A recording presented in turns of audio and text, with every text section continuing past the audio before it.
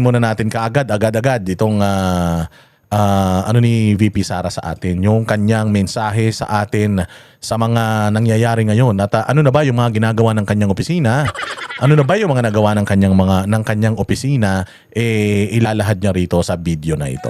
Alam ko napanood nyo na ito pero baka hindi nyo pa napapanood, masarap pa rin panoorin kasi pagka si Inday Sara talaga nagsasalita, all ears tayo Kahit pa ulit-ulit parang sarap-sarap niyang pakinggan. Tingnan mo naman, di ba? Walang props yan, no? Walang masyadong magarbong damit. Wala ng mga Pilipinyan, ng mga kupal na mga katulad ng mga suot ni Claire Castro na puta. Alam mo, pag bobo, kailangan. Kapag kabobo ang isang tao, kapag tanga ang isang tao, kapag inutil ang isang tao, kailangan magdamit ng maayos yan. Oo, pero pag tinan mo naman pag si Inday Sara, simple lang, green screen, flag lang, tapos bulaklak lang. Anong tawag sa bulaklak na yan? Puti na, orchids ba yan? Yung mga nakakaalam nga dito kung anong bulaklak yan, ilagay nyo nga kung ano yan. Ano ba yan? Kalachuchi ba yan? Sampagita? Oo. Yan lang. Simpleng-simple lang. Tingnan mo, ang relo ni Inday Sara, simple lang. Meron lang siyang pampaswerteng sing-sing. Walang kwintas, wala namang mga diamante. Hindi katulad ni Luistro na putya pati butas ng ilong lalagyan na ng diamante para lang magmukhang tao. Si Luistro kahit bagong ligo mukhang amoy tae, no? Ito naman si Claire Castro, pag pumunta dyan, talagang aura na aura, pero hindi naman pinaghandaan yung laman ng utak, pinaghandaan yung suot, pinaghandaan yung makeup, pero hindi naman handa sa mga sasabihin niya. Puro kabobohan lang naman ang sasabihin dyan. So kailangan magdamit na maganda at kung ano-anong kolorete para maging kaaya-aya sila sa paningin pero sa pandinig kakadiri. O ito naman si Inday Sara natin. Simpleng-simple. May impeachment nung una. Hindi ba sa Kongreso pinagpirma-pirmahan ng mga congressman ng mga magnanakaw. Di umano. O sabi ni Toby Chanko yung mga pirma na binayaran, mga for later release. Hindi ba? O tapos hindi tumuloy. Ngayon meron na naman. Walang patid talaga ang Kongreso sa pagtatrabaho. Ewan natin kung magkano mga nakuha nila. Bakit trabaho sila kay Inday Sara? Hindi mo maintindihan si Inday Sara, ano naman yan? Vice Presidente man lang yan. Kung ano man ang nangyayari sa buong Pilipinas ngayon, ano nang paghihirap na nagaganap ngayon sa Pilipinas, kung anong kakulangan ng pamahalaan sa mga Pilipino, kung anong nararamdaman ng mga masang Pilipino, wala naman siyang kinalaman dyan. Hindi naman siya decision maker. Hindi naman siya ang gumagawa ng mga budget. Hindi naman siya ang nag-a-allocate ng mga budget. Wala nga siya masyadong budget. Wala pang 1 bilyon yung budget niya. Pero bakit siya ang inaatake? Bakit hindi atakihin yung gunggong na tulusipon na sa tuwing nag-i-speech, putyang ina, mas gusto mo pang tumae kaysa makinig sa kanya? Si Bongbong Marcos, di ba? Siya ang pasimuno, siya ang driver ng Pilipinas. Nasaan ba Pilipinas ngayon? Dinala ba tayo sa maayos na lugar? Hindi. Dinala tayo sa masukal. Dinala tayo sa bako-bako, maputik, madilim. Ngayon ko, saan tayo dinadala ng ulol na yan? Sabi ko nga sa inyo yung rugby ilayo nyo. Itago nyo yung rugby, itapon nyo. Oo, para yung presidente natin hindi lumilipad ang utak. Tingnan mo naman ang ating vice presidente, kalmado lang, beautiful pa din, ang bango-bango pa din, maayos, simple lang, tali buhok, relos na hindi naman kamahalan, sakto lang. Tapos hindi na magkadamit na maganda, hindi katulad ni Luistro na lahat na yata ng kulay sa mundo, sinuot na ng luka-luka. Oo, hindi pa nagbabayad ng utang, kapal-kapal ng mukha, ang kapal pa ng makeup. Hindi naman may Inday Sara natin. Unbothered, nonchalant, unfazed. Meron siyang mga gustong sabihin. Pagka si Inday Sara nagsasalita, parang nakikinig ka talaga, no? Pero kapag iba mga nagsasalita, parang mga walang kakwenta-kwenta, no? O sige na, wag na natin patagalin without further ado. Ito, pakinggan natin ang ating VP dahil marami tayong mga pag-uusapan mamaya. Pasok! Mga kababayan, Assalamualaikum warahmatullahi wabarakatuh. Madayaw, umayong adlaw kaninyong tanan. Ganda ng ngiti. Kapag nakikita ko talaga yung mga ngiti ni Inday Sara, parang nai-imagine ko na kapag ka-presidente na siya. Very simple na presidente, ganyan lang. Naka polo barong lang, simple lang, tas may selyo lang ng Pilipinas na hindi masyadong nakikita. Tapos nakapantalon lang, lang yan, rubber shoes lang yan, minsan magli-leather shoes na may konting takong, mga ganito lang kaliit. Simple lang. Di ba? Ganda-ganda, parang ba't ganito? Alam mo, si Inday Sara, tinitira mula pa 2023 hanggang ngayon, pero parang hindi naman effective. No? Samantalang tira sila ng tira. Tinan mo si Bongbong, parang mamamatay na. Si Boeing Remulla, parang 2 bulati na lang yung pipirma. Si Martin Romualdez, parang hindi na nakakatulog. Di ba? Walang Diyos. Sige, diretso. Magandang araw sa inyo lahat. Ang patuloy na pagtaas ng presyo ng mga bilihin ay isang mabigat na dagok sa hangarin nating magkaroon ng mapayapa at masaganang buhay para sa bawat pamilyang Pilipino. Hindi normal ang ating pinagdaraanan. Ito ay epekto ng mga krisis sa labas ng ating bansa, kabilang ang digmaan sa gitnang silangan na direktang nakakaapekto sa presyo ng pagkain, langis at iba pang pangunahing pangangailangan. Sa kabila nito, ang tanggapan ng pangalawang Pangulo ay patuloy na nagsasagawa ng mga programa na noon pa man ay nakatuon ng tumulong sa inyo na makatipid at makaraos sa araw-araw. Ang kampanya ng pagbabago sa edukasyon ay nagbibigay ng tulong sa gamit pampaaralan ng ating mga mag-aaral. Ang bus ng OVP ay patuloy na nagbibigay ng libreng sakay para sa ating mga commuters sa Metro Manila, Cebu, Bacolod, Davao at Tacloban. Galing naman pala, nagbibigay ng mga bag para sa mga estudyante. Merong libreng sakay sa halos karamihan ng mga syudad sa Pilipinas. Walang budget yan, ha? Walang budget yan. Kano lang budget niya? Walang isang bilyon yan. Pero dire-diretso, simula pa nung umpisa, naglilibreng sakay na ito si VP Sara hanggang ngayon. Kailangan yan ngayon, ha? Yung libreng sakay na yan dahil tataas ang pamasahe, mataas ang gasolina. Alam niyo sa Davao, meron silang ni-roll out yan na 10 bus na sa ngayon ay libre. Libre na umiikot yan sa buong Davao City. Galing-galing. Project daw talaga ng LGU yan. Kaya lang hindi binigyan ng pondo ni Bongbong. Kaya ang ginawa ng LGU ng Davao City ni Mayor Baste Duterte, kumikita naman daw yung kanilang syudad. So bumili muna siya ng 10. Tapos ni-roll out niya pa rin kahit na hindi pinondohan ng pamahalaan ng national government, yung lokal na gobyerno yung pumondo. And nakita daw niya talaga yung ginawa kasi ang dami nilang mga bagong kalsada. Meron silang Coastal Road, meron silang yung Bukana Bridge. O hindi ba? So kung maro-roll out yung yung mga bus na yan na sa ngayon ay libre na nasasakyan ng mga taga Davao City, luluwag yung mga biyahe diyan sa Davao City. And in the near future, parang ang mangyayari, unti-unti nang mawawala yung mga pampasaherong jeep, tapos mapapalitan na ng mga malalaking mga bus, mga malalaking Euro 4 na mga makabagong mga jeep para maging malinis na din yung hangin, maging maayos na rin yung maayos yung public transport kasi yun yung isa sa mga inuuna nila diyan sa Davao eh. Ganyan kagagaling ang mga Duterte.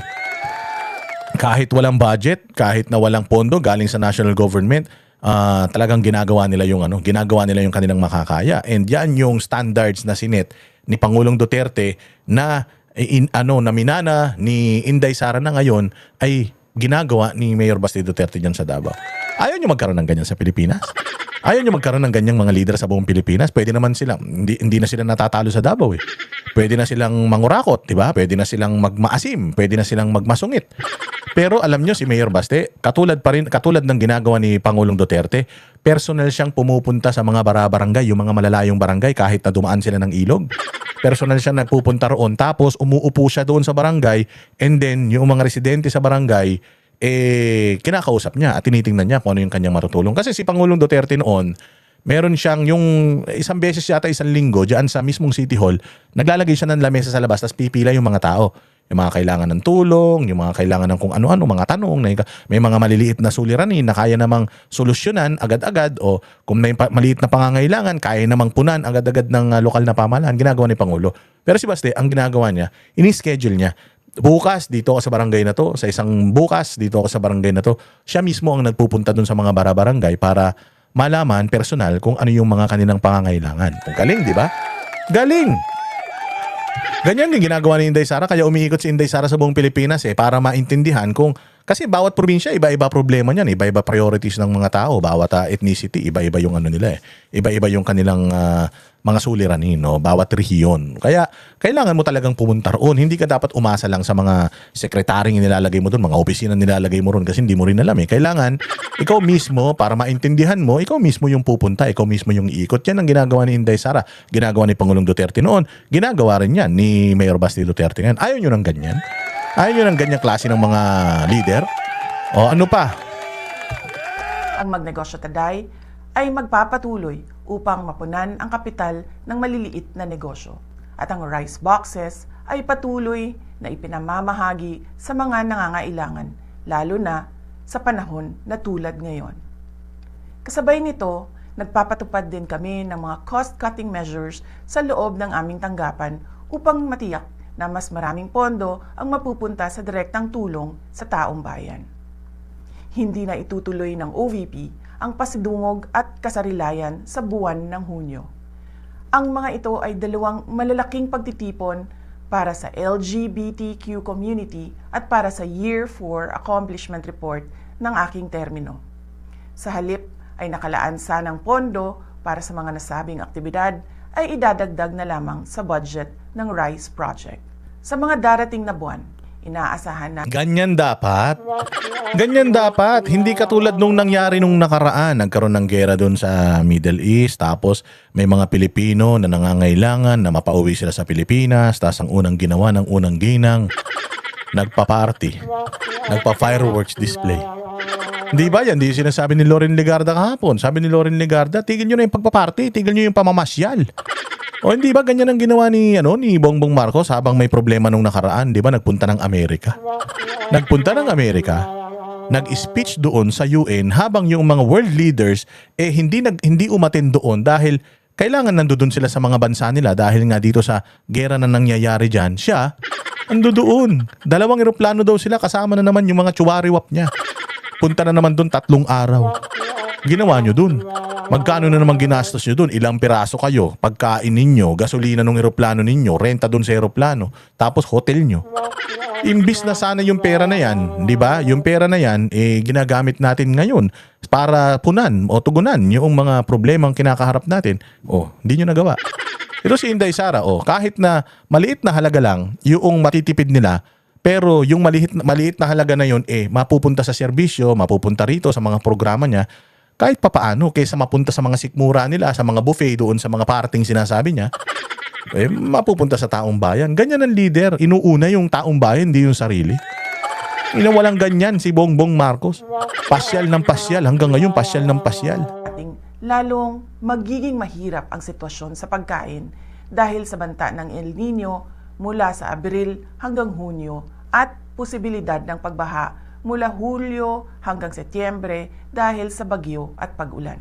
Sa ating pagtitipid, unahin natin ang sapat na pagkain para sa ating pamilya, pagpapagamot sa may sakit, at ang edukasyon ng ating mga anak. Ang pinakamabisang panlaban sa krisis ay kahandaan. Simulan na nating planuhin ang ating mga hakbang hanggang sa katapusan ng taong 2026. Kasama na ang pagharap sa posibleng pagkawala ng trabaho, patuloy na pagtaas ng presyo ng pagkain, at risk reduction measures laban sa epekto ng matinding init at mga pagbaha sa ating kabuhayan. Maliit man ang tanggapan ng pangalawang Pangulo, makakaasa kayo na bawat isa sa amin ay patuloy na naglilingkod at naghahanap ng paraan upang makatulong sa taong bayan. Tayo ay isang bayang may matibay at malakas na pananampalataya sa Diyos. Kaya patuloy tayong manalangin ng taimtim at naway bigyan ang ating bansa ng lakas, gabay at pagkakataon tungo sa tunay na mapayapa at masaganang buhay. Syukran. Ganda, hindi ba? Tingnan mo, yung office ni VP Sara, ang budget niyan less than 1 billion. I think a little more than 800 million lang. I think or a little more than 700 million. Wala rin naman siyang ibang mandato, 'di ba? Wala siyang mandato eh. Ang mandato lang naman ng Vice President bukod sa kanyang mga advokasya, yung pagti-tree planting, pagbibigay ng libreng sakay, pagbibigay ng puhunan sa mga maliliit na gustong lumaban ng patas, tapos tatanim ng puno, hindi ba? Yung mga ginagawa niya na yan, advokasya niya yan, ipinangako niya yan.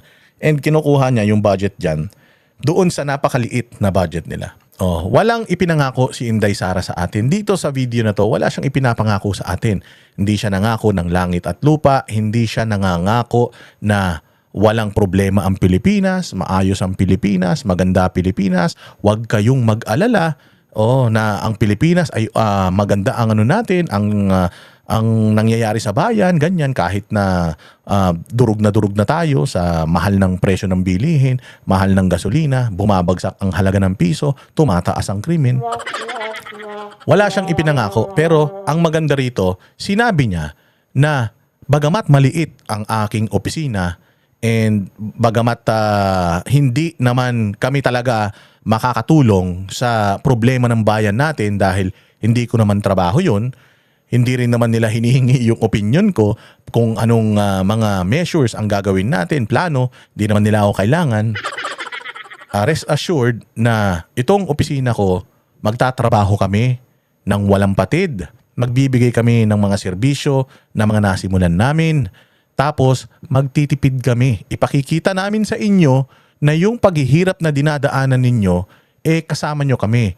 At sa maliit na paraan, makatulong kami para maibsan yung dinadala ng mga kababayan natin. Gagawin namin. Nakita mo siya? Nangako ba siya sa inyo ng, maayos ang ekonomiya natin. Huwag kayong magpanik. Okay ang supply ng langis natin. Huwag kayong mag-alala. Nasa state of emergency tayo, pero huwag kayong kakabahan. Kalmado lang kayo. Wala siyang ganun. Ang sinasabi niya, ihanda pa po natin mga kababayan, ito pong mga nangyayari ngayon ay hindi natin maiiwasan. Dahil yung gera na yan, mukhang magtatagal pa yan. Bukod sa gera sabi ko nga sa inyo, yung utak ni Marcos nasa gera, nasa langis pa din Pero si Inday Sara, yung kanya, hindi lang po yan. Tandaan po natin, meron pang darating na El Nino, yung tagtuyot. Tapos, pagkatapos ng El Nino, may darating pang La Nina. Pagdating ng La Nina, dyan na, lalabas na naman yung mga ninakaw nila na pondo ng taong bayan. Kasi yung mga flood control project na ipinangako nila, lalong-lalo ngayon. Walang mga flood control project na pinondohan ngayon. So, yung mga nakatiwangwang na mga ilog dyan, ingat kayo dyan. So, binibigyan niya kayo ng babala. Hindi niya kayo pinagpapanik, pero pinaghahanda niya kayo. Dapat ganyan ang leader. Alam kung ano yung talagang nangyayari sa ground. Alam kung ano yung talagang nararamdaman ng tao. Alam mo yun, yung mahirap ang pinagdadaanan mo, pero pag nakita mo na yung leader mo, kasama mo siya na nagdidildil ng asin, kasama mo siya nagbubungkal, 'di ba? Yung boss ninyo, kung hindi lang siya utos ng utos, 'di ba? Kung nakikita mo na nagtatrabaho din siya, kumikilo siya, 'di ba? Parang ang sarap-sarap na kahit meron tayong suliranin, kung sama-sama tayo, malalagpasan natin, 'di ba? Yun yung binibigay ni Inday Sara dito. Pakagaling.